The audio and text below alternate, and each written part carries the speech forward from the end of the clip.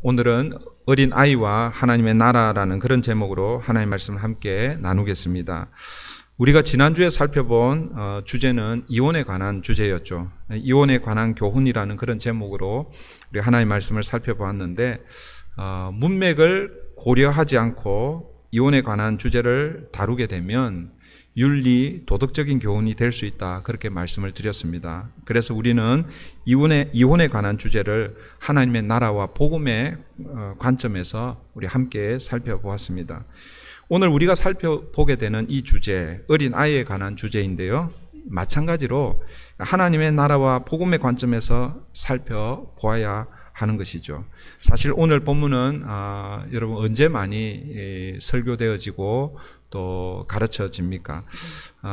미국에서는 이 어린이 주일이 뭐 그렇게 크게 이렇게 되지 않는데 한국에는 5월 첫째 주일이 그 어린이 날을 기준으로 해서 5월 첫째 주일이 어린이 주일로 그렇게 지켜지고 있고, 어린이 주일날 거의 대부분의 교회들이 이 말씀을 가지고 설교를 하고 또 말씀을 나눕니다. 그런데 여러분, 오늘 본문도 이 하나님의 나라와 복음의 관점에서 보지 않으면 어린 아이들의 특징들을 우리가 생각하고, 그리고 결국 하나님의 나라를 이 어린 아이들이 가지고 있는 그런 예를 들면 어린 아이들이 가지고 있는 특징들이 무엇입니까? 어린 아이들 생각하면 뭐가 떠올라요?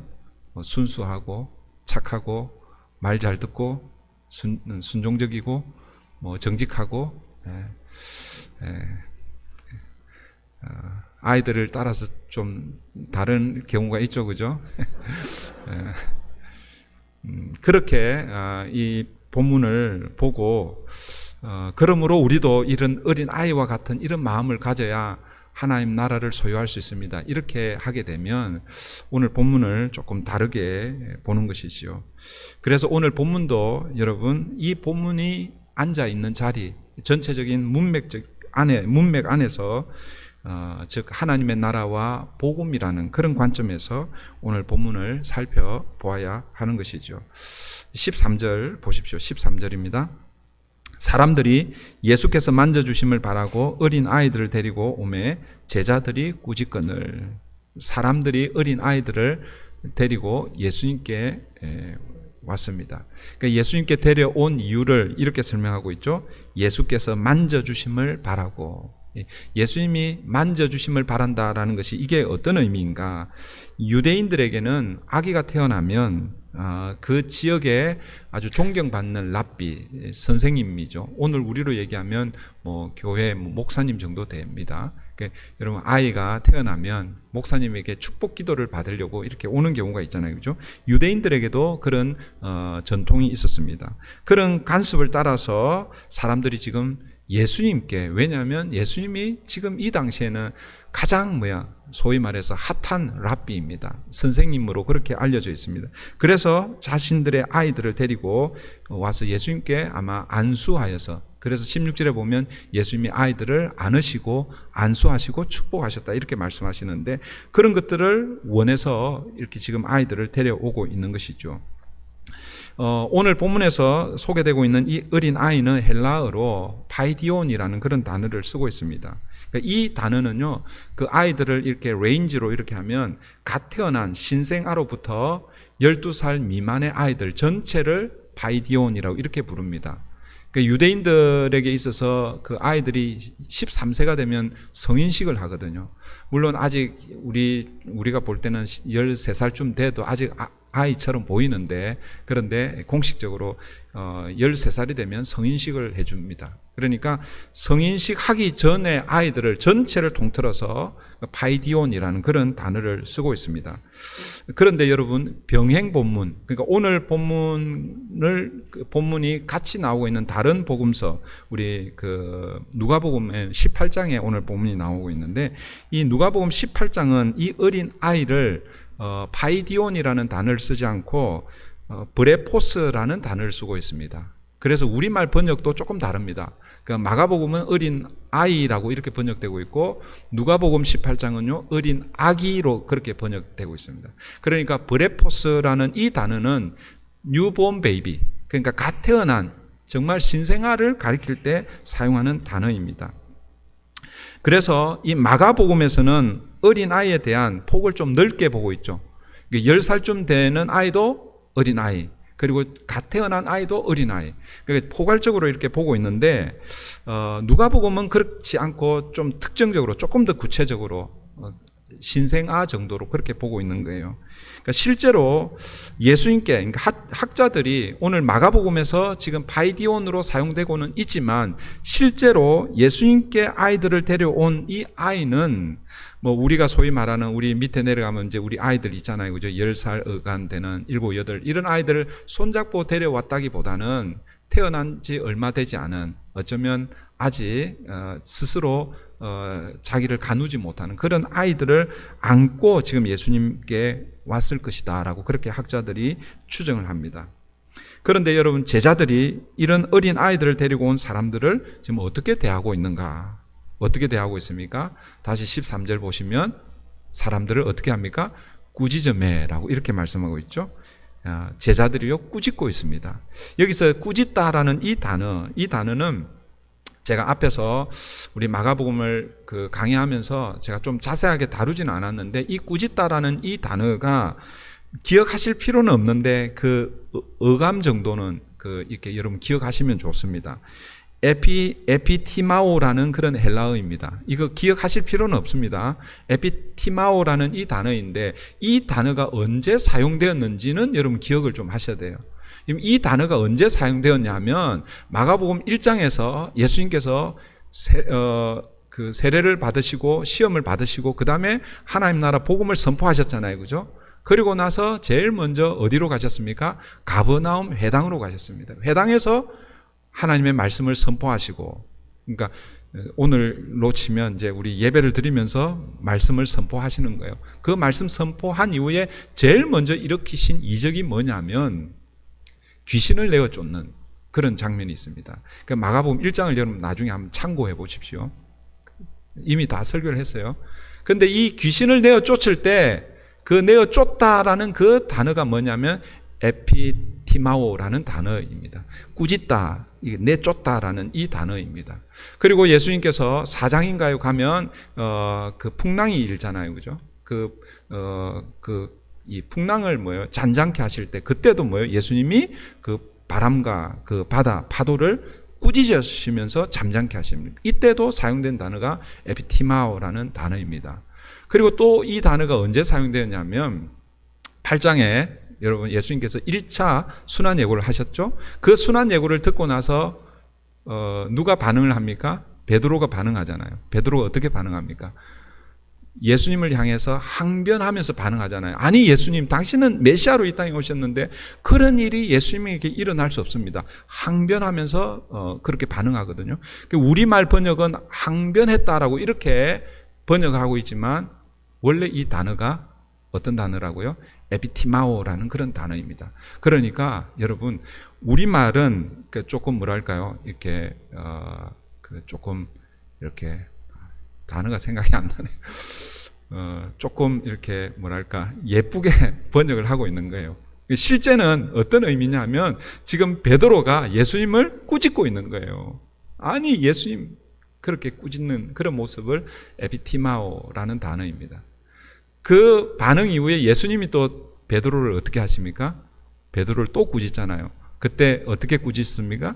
사탄아, 내 뒤로 물러가라. 그럴 때도 에피티마오, 이 단어를 사용하고 있습니다. 그러니까 지금 제가 설명하는 설명하는 이유는 뭐냐면 에피티마오, 꾸짖다라는 이 단어는 그냥 우리 여러분 부모나 혹은 여러분 어른들이 아이들 그러면 안 돼, 그 정도 꾸짖는 게 아니라는 거예요. 사탄을 내쫓을 때 여러분 그 광풍, 이 바다와 이 바람과 이 파도를 꾸짖을 때에, 그리고 이 베드로가 도저히 이해할 수 없는 상황에서 예수님을 만류할 때에, 그리고 그런 베드로를 강하게 꾸짖는 그런 모습이 뭐예요? 이 에피티마오라는 단어가 가지고 있는 의미라는 거예요.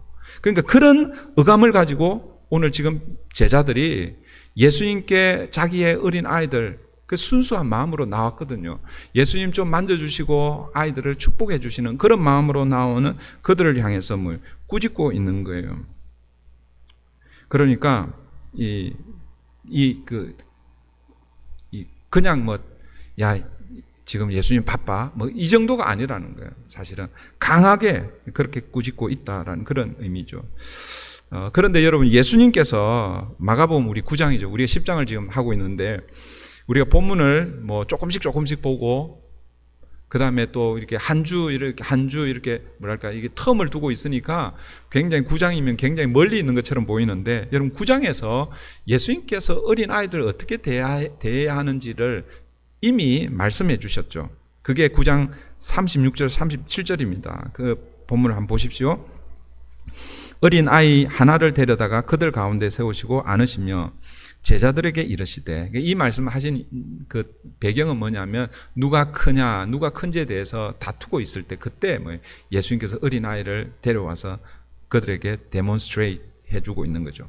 누구든지 내 이름으로 이런 어린 아이 하나를 영접하면 곧 나를 영접하며, 누구든지 나를 영접하면 나를 영접함이 아니요 나를 보내신 이를 영접함이니라. 어린 아이를 어떻게 대해야 되는지 예수님께서 이미 9장에서 이미 가르쳐 주셨습니다.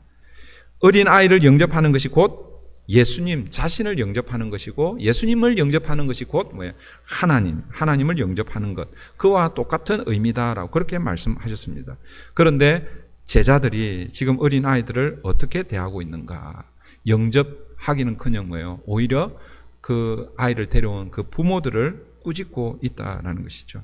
여러분, 왜 제자들이 부모들을 꾸짖고 있을까?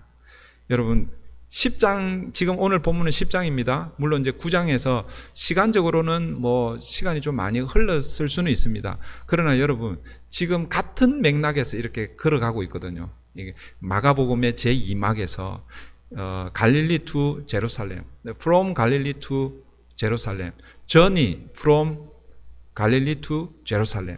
그러니까 갈릴리로부터 예루살렘을 향해서 올라가는 그 여정 가운데서 일어나는 일련의 사건입니다.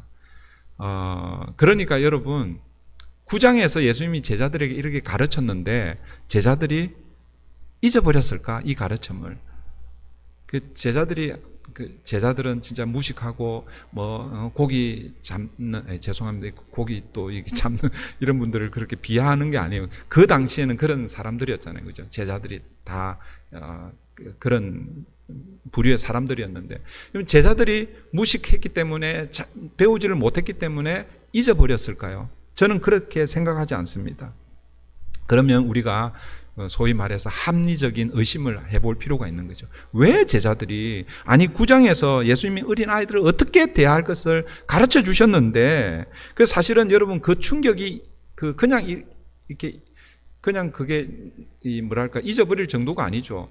자신들이 지금 누가 더 큰지 다투고 있는 그 상황 가운데서 주신 교훈이기 때문에 사실은 잊어버릴 수가 없는 거죠. 그런데 오늘 본문에서 지금 제자들이 이렇게 대하고 있다라는 거죠. 오늘 본문은 그 이유를 설명하고는 있지 않지만, 제자들이 이 어린 아이들 데려온 그 부모들을 꾸짖는 그 이유를 설명하고는 있지는 않지만, 여러분 마가복음 전체 주제와 관련해서 왜 제자들이 어린 아이를 데려온 이 부모들을 꾸짖고 있는지 우리는 합리적으로 유추해 볼 수 있다라는 것이죠. 마가복음 전체 큰 주제, 그것은 하나님의 나라입니다. 물론 마가복음만 그런 건 아니죠. 복음서가 다 하나님의 나라에 대한 주제일 수 있습니다. 그리고 그 하나님 나라를 위해서 누가 오신 거예요? 예수님이 오신 것이죠. 여러분, 그런데 이제 그 다른 복음서보다도 더 두드러지게 이 마가복음은 그것에 대해서 분명하게 말씀하고 있다라는 것이죠. 마가복음 1장 15절에 예수님은 하나님 나라를 선포하셨잖아요. 하나님 나라가 가까이 왔으니 회개하고 복음을 믿으라. 하나님 나라가 가까이 왔다. 그렇게 선포하셨습니다. 그리고 그 1장이 끝나는 거의 마지막 1장 38절에서는 그 하나님 나라 복음을 전하기 위해서, 전도하기 위해서 내가 이 일을 위해서 왔다라고 그렇게 예수님께서 말씀하셨습니다. 그리고 하나님의 나라를 함께 세워갈 제자들을 마가복음 3장인가요? 거기에 가서 12제자들을 무리들 가운데, 거기서의 무리는 예수님을 따르는 무리들입니다. 그 무리는 제가 지난번 말씀드렸죠. 무리도 두 종류의 무리가 있습니다. 12제자 그룹에 속하지 않는, 그렇지만 예수님의 제자로서 무리가 있고, 그 다음에 진짜 우리가 소위 말하는 그냥 시대 그 상황에 따라서 흘러가는 그런 무리들이 있겠죠.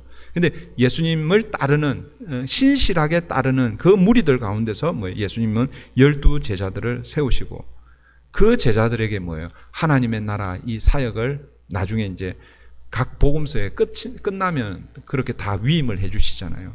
그 일을 위해서 지금 예수님께서는 제자들을 훈련해 가고 있는 과정입니다. 특별히 8장, 9장, 10장은 갈릴리 사역과 그리고 마지막 일주일 예수님의 그 예루살렘 사역 그 사이에 있으면서 사실은 어떻게 보면 인텐시브 코스 정도로 아주 집중해서 제자도가 무엇인지, 예수님을 따르는 것이 무엇인지, 앞으로 제자가 걸어가야 할 길, 무엇을 위해서, 하나님 나라를 위해서 어떻게 해야 하는지를 사실은 계속해서 반복해서 가르치는 그 장면이 8장, 9장, 10장이라고 그랬죠. 제자들은요, 예수님이 주도하시는, 예수님이 오셔서 시작하시는 이 하나님의 나라, 이 하나님의 나라에 대해서 완벽하게 이해는 하지 못했다 할 수는 있습니다. 왜냐하면 계속해서 제가 설명드렸잖아요. 그죠? 예수님을 메시아로 인식은 하고 있었지만, 그러나 반쪽 메시아로만 인식하고 있었습니다. 그렇지만 제자들에게는 예수님이 이루시려고 하는 이 나라에 대해서 완전하게 이해는 하지는 못했지만, 그러나 그들 가운데 지금 우리가 예수님과 함께 어떤 일을 하고 있는지 어렴풋이 알고는 있습니다. 그걸 다르게 표현하면 지금 이들도 예수님과 함께 이루실 그 나라를 위해서 함께 일하고 있다라고 생각했다라는 거죠. 그걸 어떻게 우리가 알 수 있느냐? 아까 제가 설명드렸는데 그들의 다툼을 통해서 알 수 있는 거죠. 9장에 다툼이 있고, 그리고 오늘 본문은 아니지만 10장에도 그런 다툼은 아니지만 그 다툼의 내용이 함께 등장하고 있죠. 그 다툼의 그 내용을 한번 9장 33절 34절을 보십시오. 9장 33, 34절. 가버나움에 이르러 집에 계실새 제자들에게 물으시되 너희가 길에서 서로 토론한 것이 무엇이냐 하시되 그들이 잠잠하니 이는 길에서 서로 누가 크냐 하고 쟁론하였습니다. 제자들이 지금 그 길 위에서, 그 여정에서 지금 다투고 있습니다. 그러니까 누가 큰지에 대해서 다투고 있습니다. 여기서 누가 큰지에 대해서 다툰다는 것은 누가 키가 더 큰지 그런 의미가 아니죠, 그죠? 우리 집에 이제 그 첫째 아들은 출가했습니다. 출가해서 근데 두 아들이 남아 있습니다. 그 두 아들이요, 요즘 이렇게 보니까 거의 일주일에 몇 번씩 키를 재고 있어요. 예. 그 아이들이 이게 이제 좀 어릴 때는 그런 거 생각 안 하다가 어느 정도 이 사춘기에 접어들면 자기가 키가 안 크는 것에 대해서 이렇게 조금 이게 스트레스가 되는 것 같아요. 그래서 얼마 크나라고 이렇게 재고 있는 거예요. 지금 여러분 제자들이 누가 큰지 쟁론했다, 다투었다, 이거는 누가 더 키가 큰지 물리적인 키를 얘기하는 게 아니죠. 장차 예수님이 세우실 그 나라에서 누가 더 높은 자리에 앉을지 그거에 대한 다툼이잖아요, 그죠? 그래서 예수님께 아까 제가 인용했던 그 어린 아이 그걸로 구중을 한번 들었습니다. 그런데 여러분 10장 오늘 본문이 지나고 이제 10장에 보시면 35절 한번 보십시오. 35절에서 보면 또 이 문제가 다시 등장합니다. 35절 세베대의 아들 야고보와 요한이 주께 나와 여짜오되 선생님이여 무엇이든지 우리가 구하는 바를 우리에게 하여 주시기를 원하옵나이다. 그러니까 세베대의 아들 이 야고보 요한입니다. 이 야고보 요한이 예수님께 무엇을 구하고 있습니다. 우리가 구하는 거 그거 우리에게 해 주십시오 이렇게 구하고 있죠. 누가복음에서는요 세베대의 그 아내 그러니까 야고보와 요한의 어머니가 와가지고 우리 아들에게 이거 해 주십시오 그렇게 얘기합니다. 그 내용이 뭐냐면 37절이죠. 37절 보십시오. 그러니까 야고보와 요한이 예수님께 무엇을 구하고 있는가? 37절 여짜오되 주의 영광 중에서라는 말은 다르게 표현하면 주님이 이루실 나라, 주님이 시작하시는 그 나라가 임하게 되면 그런 의미죠. 그럴 때에 우리를 하나는 주의 우편에 하나는 좌편에 앉게 하여 주옵소서. 이들이 지금 요구하고 있는 내용은 앞에서 9장에서 다투었던 그 내용하고 똑같은 거예요. 여러분 제자들의 이런 행동을 통해서 볼 때에 이들이 지금 무엇을 생각하고 있는지 우리가 알 수 있겠죠. 제자들도 지금 뭐예요? 예수님과 함께 예수님을 따라다니면서 예수님이 시작하실 나라, 그 나라를 지금 함께 꿈꾸고 있다라는 것입니다. 지금 제자들이 예수님을 쫓는 이유는 바로 거기에 있는 것입니다. 그 나라에서 자기들이 한 자리 차지할 그런 마음으로 어떻게 보면 따라다닌 것이죠. 아직까지는 그렇다라는 거예요. 이 마음이 언제 바뀌느냐?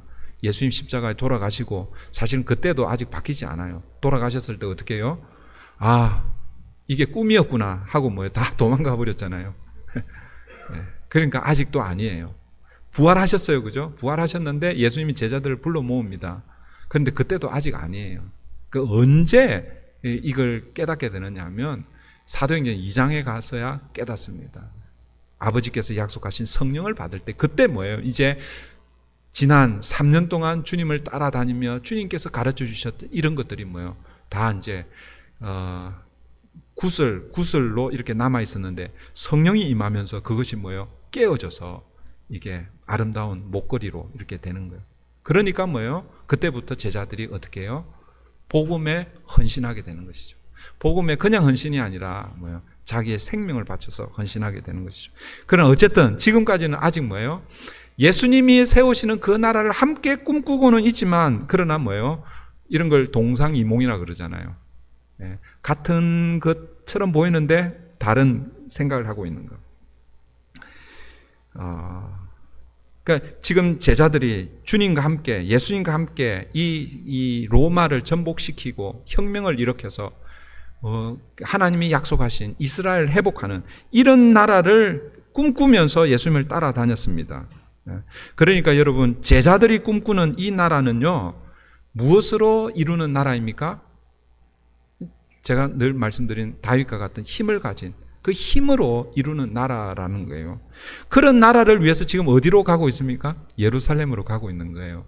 그런데 누가 끼어드는 거예요? 중간에 어린 아이가 끼어드는 거예요. 이 어린 아이는요, 그런 지금 제자들이 생각하고 있는 그런 나라를 꿈꾸는 그 나라에는 이런 아이들은 뭐예요? 필요가 없는 거예요, 사실은. 어떻게 보면 오히려 걸리적거리는 존재라는 것이죠. 그래서 제자들이 아이들과 부모들을 꾸짖고 있었다라는 거예요. 물론 설명은 없지만 그렇게 우리가 유추할 수 있다라는 거예요. 그런데 이런 제자들을 보시면서 예수님께서 뭐라고 반응하시는가? 14절입니다. 14절 보시면 예수께서 보시고 노하시어 이르시되 어린 아이들이 내게 오는 것을 용납하고 금하지 말라. 하나님의 나라가 이런 자의 것이니라. 제자들이 꿈꾸는 나라와 예수님이 꿈꾸는, 예수님이 이루시려고 하는 그 나라는, 여러분, 예루살렘을 향해서 올라가니까 같은 것처럼 보이지만 그러나 전혀 다른 나라다라는 것을 우리가 알 수 있습니다. 제자들이 꿈꾸는 나라는 어떤 나라입니까? 아까 제가 잠시 말씀드렸지만 우리가 계속해서 말씀하고 있잖아요, 그죠? 다윗과 같이 강력한 힘을 가지고 그 힘으로 뭐요? 로마를 전복시켜서 새로운 이스라엘을 회복하는 그런 나라를 지금 제자들은 꿈꾸고 있는 것입니다. 그런데 여러분, 예수님이 이루시려고 하는, 예수님이 꿈꾸는 나라는 그런 나라가 아니라는 것이죠. 어떻게? 예수님은요, 어떻게 그 나라를 위해서 오시기는 오셨지만, 그러나 지금 예수님께서 순환 예고를 통해서 보여주시는 것은 결국 뭐예요? 자기를 낮추시고 다른 사람들을 섬기고, 그 섬김의 자리가 어디까지 있냐면 십자가에서 자기를 드리는 그 자리까지 가셔서 뭐예요? 거기서부터 뭐예요? 하나님 나라를 시작하시겠다라는 것입니다. 그러니까 하나님의 나라는 다윗과 같은 강력한 힘으로 로마를 물리적으로 전복시켜서 이루려는 나라가 아니라 십자가 위에서 이루는 나라가 바로 예수님이 꿈꾸시는 나라라는 거죠. 그러니까 하나님의 나라는 거기서부터 시작되는 것입니다. 거기가 어디입니까? 기승전 십자가. 십자가에서 시작되는 나라가 바로 하나님의 나라라는 것이죠. 그러므로 예수님이 이루는 이 나라는요, 여러분, 인간의 힘이나 인간의 노력으로 들어갈 수 있는 나라가 아니라는 거예요. 오직 뭐예요? 십자가를 의지하는 사람, 이걸 다르게 표현하면 오직 하나님의 은혜로 들어가는 나라라는 것입니다. 그것을 예수님은 어린 아이와 하나님 나라의 관점에서 관계로 설명하고 있는 거예요. 그걸 다시 14절 보십시오. 14절 말씀을 다시 보시면 예수께서 보시고 노하시어 이르시되 어린 아이들이 내게 오는 것을 용납하고 금하지 말라. 그러고 나서 내가 그들을 축복하겠다. 이렇게 하고 이 말씀이 끝났으면 이 어린아이와 하나님 나라는 전혀 관계가 없죠. 그런데 예수님이 뭐라고 말씀하십니까? 금하지 말라라고 말씀하시면서 하나님의 나라가 이런 자의 것이니라. 그 어린아이와 하나님 나라와 관계를 시키고 있다는 것이죠. 하나님의 나라가 이런 자, 즉 어린아이의 것이다라고 이렇게 말씀하고 있다는 것이죠. 이게 어떤 의미인가? 그러면 이 말을 그냥 고지고대로 들으면 하나님의 나라는 어린 아이들만 갈 수 있는 나라인가? 이렇게 생각할 수 있잖아요, 그죠? 그런 의미가 아니다라는 걸 아시겠죠? 그러면 이제 우리가 또 이렇게 생각할 수 있습니다. 우리가 어른이지만 어린 아이와 같은 그런 마음을 가져야 갈 수 있겠구나. 그래서 아까 어린 아이들이 가지고 있는 이 특징들, 이런 것들을 소개하고 그것들을 위해서 사는 거예요. 순수해지려고 하고 착해지려고 하고 천사같이 보이려고 하고. 여러분 이런 것들이 다 뭐예요? 자기의 공로입니다. 여러분. 어린 아이와 같이 된다고 해서 하나님 나라를 얻는 것이 아니라는 거예요. 그러면 예수님께서 말씀하시는 하나님 나라는 어떤 것인가? 하나님 나라가 이런 자의 것이다라고 이렇게 말씀하셨는데 그게 도대체 어떤 의미인가? 그것을 위해서 15절에서 예수님께서 다시 14절의 마지막 하나님의 나라는 이런 자의 것이다 라고 하시는데 그게 어떤 의미인지를 15절에서 다시 설명하고 있습니다. 15절 보십시오. 내가 진실로 너희에게 이르노니 누구든지 하나님의 나라를 어린 아이와 같이 받들지 않는 자는 결단코 그곳에 들어가지 못하리라 하시고, 예수님께서 이렇게 말씀합니다. 내가 진실로 너희에게 이르노니. 여러분, 내가 진실로 너희에게 이르노니라고 이렇게 말씀하실 때는요, 확정된 진리, 이건 변할 수 없는 진리를 지금 예수님 말씀하시는 거거든요. 그럴 때 내가 진실로 너희에게 이르노니 이렇게 말씀하신단 말이에요. 그러니까 여러분 이 말씀 굉장히 중요한 말씀이라는 것이죠. 그러니까 누구든지 하나님의 나라를 어린 아이와 같이 받들지 않는 자는 결탄코 그곳에 들어가지 못한다라는 거예요. 그래서 이것을 그러면 어린 아이와 같이 되어야 되는가 이렇게 이제 생각할 수 있는데 그렇지 않다라는 거예요. 여기서 조금 이해가 잘 안 되는 말씀, 표현이 조금 어색한 표현이 뭐냐면 어린 아이와 같이 받들지 않는 자라는 그런 표현입니다. 우리말로 생각을 해보면 어린 아이와 같이 하나님의 나라를 어린 아이와 같이 받들다, 이게 무슨 뜻인가? 받든다는 건 뭐겠어요? 공손한 마음으로 존경의 뜻을 가지고 아주 소중하게 그렇게 공경하는 마음으로 그렇게 이렇게 지지하고 그렇게 받드는, 이런 게 받든다는 그런 의미잖아요, 그죠? 이게 조금 오늘 본문에 이게 잘 이해가 안 돼요. 그런데 여러분 이 받든다라는 이 단어, 이 헬라어가요 데코마이라는 단어인데 알 필요는 없어요. 이런 단어가 있다라는 정도만 아시고, 이 단어가 원래 가지고 있는 뜻이 뭐냐면은 받다라는 뜻입니다. receive, 받다, take 이런 뜻입니다. 영접하다, 취하다라는 그런 뜻이라는 거예요. 그러니까 오늘 본문 어린 아이와 같이 받들지 않는다라는 이것을 조금 더 오늘 본문에 맞춰서 번역을 하면 어린 아이처럼 하나님의 나라를 어린 아이들처럼 받지 않으면, 영접하지 않으면 이런 뜻이라는 거예요. 그렇게 번역하는 것이 좋다라는 거예요. 그러니까 여러분 하나님의 나라는 어린 아이처럼 순수하고 깨끗하고 정직하고 천사 같고 그렇게 자기를 만들어 가야 얻을 수 있는 게 아니라는 거예요. 여러분 여기서 아까 제가 시작하면서 이 어린 아이를 갓난 아이부터 12세 이렇게 표현을 이게 전체를 아우른다고 말씀을 드렸는데 누가복음에서는 오히려 더 그 갓난 아이에 집중한다고 그랬잖아요, 그죠?